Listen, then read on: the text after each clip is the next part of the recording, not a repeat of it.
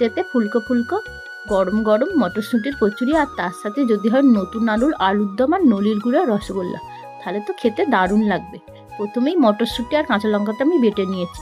এবার কড়াইতে অল্প একটু তেল দিয়ে দেবো হিং আর কালো জিরে, একটু নেড়ে ছেড়ে দিয়ে দেবো আদা বাটা, আদাটা দিয়ে আবার একটু নেড়ে ছেড়ে কাঁচা লঙ্কা বাটাটা দিয়ে আবার একটু ভেজে নিয়ে দিয়ে দেবো মটরশুঁটি বাটাটা দিয়ে আবার একটু নেড়ে চেড়ে পরিমাণ মতো নুন আর চিনি দিয়ে আবার একটু ভালো করে মিশিয়ে নেবো। তারপর নাবানোর সময় দিয়ে দেবো অল্প একটু ছাতুটা দিয়ে আবার একটু নেড়ে চেড়ে টেনে গেলে নাবিয়ে ঠান্ডা করে নেবো পুরটা। তারপর ময়দা নিয়েছি, দিয়ে দেবো পরিমাণ মতো নুন, আর দিয়েছি কালো জিরে, সুজি, চিনি।